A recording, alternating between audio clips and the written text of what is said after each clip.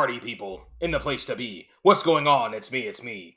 No, that wasn't my Undertaker voice. That was my Batman voice. I know. It's fantastic, isn't it? Why am I doing this right now? Well, just fuck it. Why not? Because I have access to the movie. This is a long overdue movie review, actually.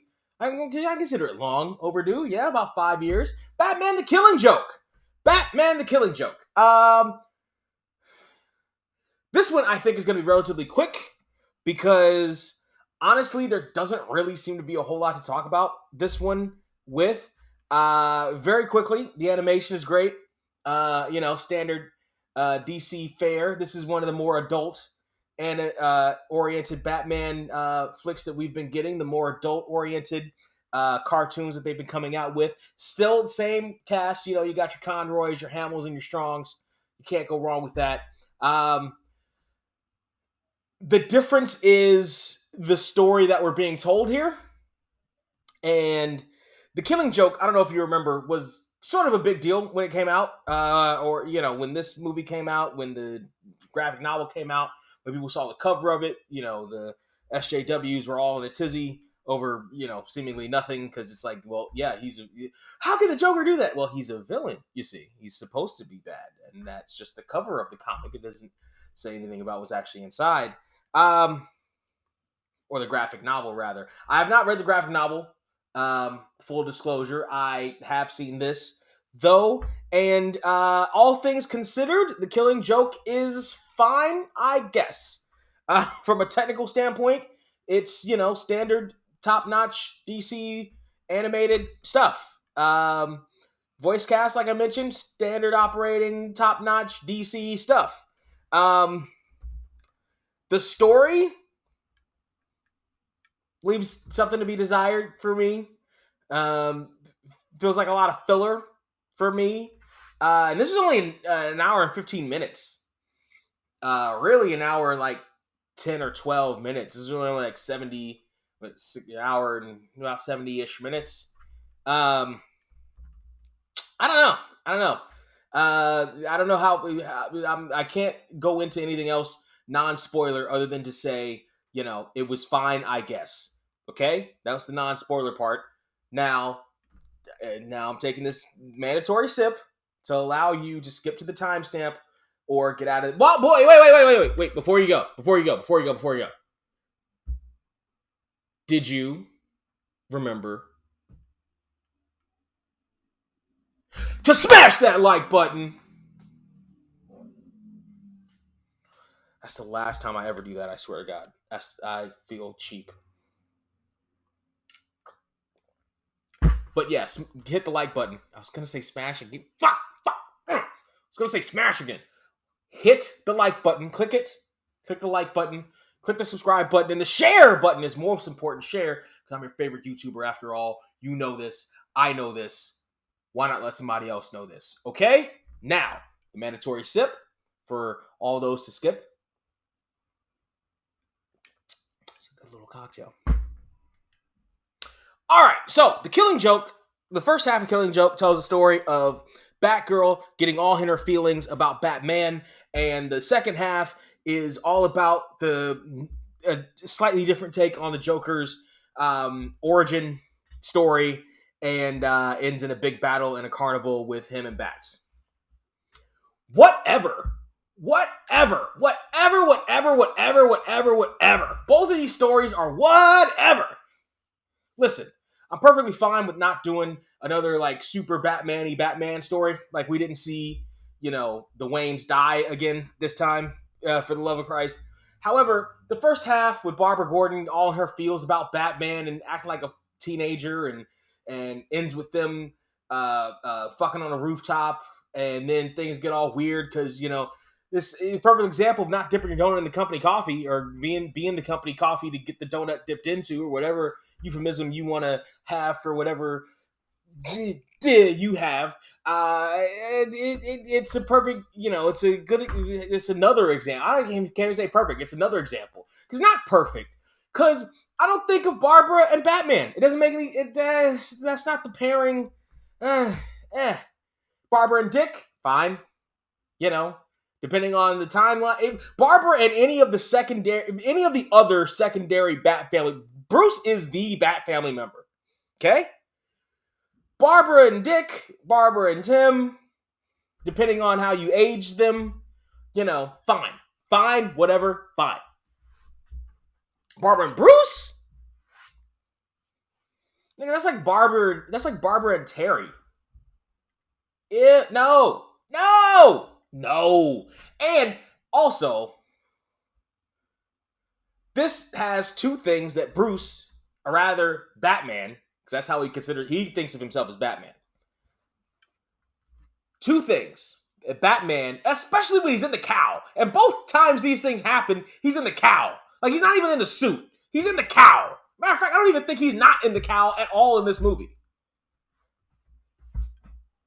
Two things that our Dark Knight would never do in the cowl. Fuck. Three things. Well, two and part thing. First is fuck. That's one. 1A is fuck a Bat family member while on the job in public. I don't give a shit if she is Barbara Gordon. And Barbara Gordon has always been fine as fuck since the days of Yvonne Craig. Ooh, who's Yvonne? Shut up, you little whippersnappers. Shut up. Yvonne Craig, the original Batgirl on TV. Don't act like you don't know who she is. Look her up, whippersnappers. I'm sure there's some episodes on YouTube or Crunchyroll or Cinnamon Roll or whatever the fuck is on right now. I'm sure you can find some of those somewhere. Shit. Batgirl, the original Batgirl. Since those days, she's been fine as fuck. In every incarnation, she's been fine as fuck. However, Bruce wouldn't do that. Now, mind you, okay, what about Catwoman?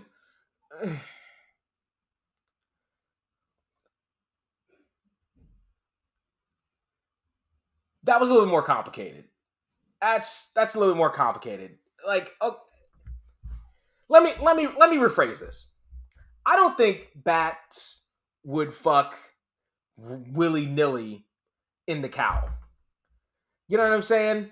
Catwoman, they've been dancing around that thing for decades before anything may or may not have happened. I'm not a big comic aficionado. I'm guessing that at some point in the comics, Bats fucks cats at some point, and they're both in costume. However, there's a lot of dancing involved there. There's a lot of flirtation. It's a huge build-up to that fucking crescendo before they ever get to that point.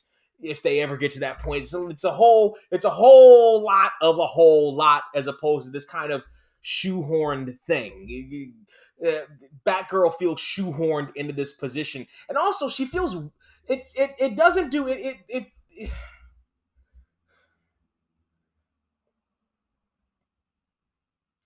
it's a human frailty for Batgirl to be involved in that. And I know part of the reason why people like Batgirl is her personality and she is human underneath the cowl, but it feels like she would. I don't know. It doesn't feel right. The whole thing is, it just doesn't feel right for that to happen at all. Like, it just feels alien. It feels like fanfic that would happen. Even though, that may or may not have happened in the actual graphic novel, it feels like fanfic that would happen. Then it coincides with the other story of the Joker, because the Joker apparently got out again, because you can't have a Batman movie without the Joker, because you just can't do it, because everybody just expects the Joker at this point, which is really becoming a hindrance, or has become a hindrance after years and years of all this other shit. However, it morphs into that because the Joker ends up shooting her and dead in the stuff, like he was aiming to get her spine. She's over at her dad's house. She opens the door, bang, bang, right into the spine is what he's aiming for, and apparently gets, which, leaves her paralyzed, and yada, yada, turns her into Oracle. At the end, we see a end credit scene of her becoming Oracle, whatever the fuck. But her story essentially is over at that point. He then kidnaps Commissioner Gordon, takes him to this big carnival that he just bought, and, to trap the bats into coming to find him. This whole time, we see the origin story of the Joker. He's this struggling comedian who's in this rundown tenement apartment with his new wife, and she's 8 months pregnant, and he can't get jobs or keep jobs, etc., etc. He gets wrangled into becoming the Red Hood and sneaking into the the card factory through the chemical factory. And while they're doing that, they get caught, and then it turns into the normal Joker story. Other than like I guess the original Joker story, he just actually was the Red Hood. He was the criminal, the Red Hood, and just got caught and then jumped into the vat of chemicals. But this one, he's an unwilling participant, and his wife dies just the day before it happens, and yada yada yada. He's heartbroken, and he turns into the Joker. And then, and at the end of it, he and Bats have a battle, and at the end of it, they stop battling. He's like, "I don't want to kill you," and Batman is like, "We're gonna keep doing this over and over again, and I don't want to do this. Maybe we can rehabilitate you." Yada yada yada. And Joker's like, "This reminds me of a joke." It tells this joke of two mental patients and trying to escape. They're on a roof, and one jumps the gap. The other one doesn't want to jump the gap.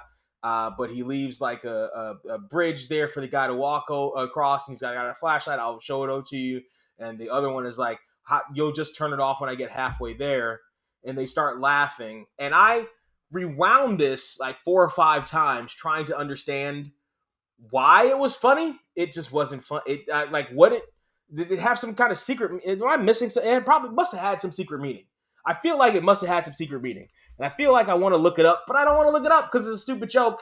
And in general, the whole thing wasn't particularly great as far as the story was concerned. Like you had this the great technical aspects of this animated movie mixed with this really kind of weak, not keeping my attention story. Half of it was filler because I've seen the Joker. I know the Joker story ad nauseum, except for the couple little details about his life. But the fucking Joaquin Phoenix did it way better without even the chemicals. And even though that's an alternate universe 1-2, and even the 8-9 did it better, and the original comics did it way better. I don't need or want this particular Joker origin story. Here, and the Barbara Gordon stuff is kind of a bog over the whole thing. It just feels wrong that would happen. I don't know. I'm not a fan. I'm not an overall fan of the Killing Joke. It's technically good. Creatively, it feels fill in the blank. Creatively, it feels lackluster at a lot of parts. It feels Joker gets a song, which is good. It's a good, nice little ditty. But yeah, I didn't get anything better or deeper from this particular incarnation of these characters than I have anywhere else. It doesn't feel better. It just feels like it exists for whatever reason it exists. And yeah, so for that, the Killing Joke on a scale of $15 gets a straight up $7.50. Like, no thinking about it, it's a straight up $7.50 because again, the technical aspects and the voice aspects, once again, top notch. And that's half the job. That's half the battle. And they got literally half the battle right. The other half, not so much. Not so much. Like, I got this on a streaming service, which is the perfect place for me to watch it. It was on Netflix for a while. I think it may still be on Netflix. I was watching it on HBO Max. But it ain't worth the whole 15. I think they even released it in theaters. Ew. Not worth the whole 15 at all. The story is weak. I'll forget most of this by the time I sign off with you party people, honestly. So you don't have to, if you're a big comics fan, I wouldn't necessarily even suggest, it's not worth it. Buy a graphic novel if you're really that interested. You don't need to see the movie. It ain't that great. Party people, I need you to tell me how right I am, because I'm right on this one. I'm not wrong.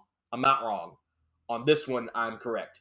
And the place where you can tell me how correct I am, let me move this aside so I have a little bit more room, is down there in the comments section. You like it, you share it, you subscribe to it if you want to, but mostly the liking and the sharing, because I'm your favorite YouTuber. You know that, and I need everybody else to know that. You know what everybody else needs to know as well?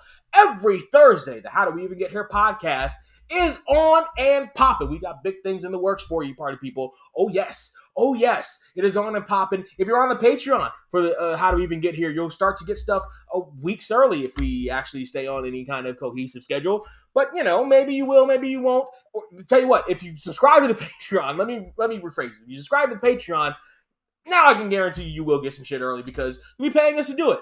But I'm right now starting to build that Patreon shit up. But how do we even get here? You can find it anywhere. Here on YouTube, it's tinyurl.com/getheretube.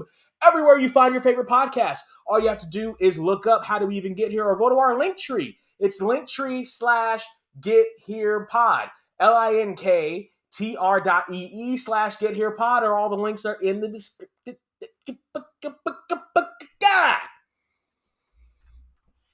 And in the meantime, the in-between time. Salud.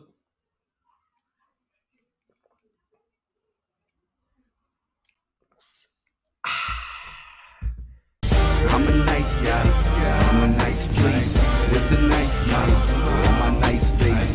Turn your back and I'm making sure my night's straight. And when you're out of town, I'll be making sure your wife's straight.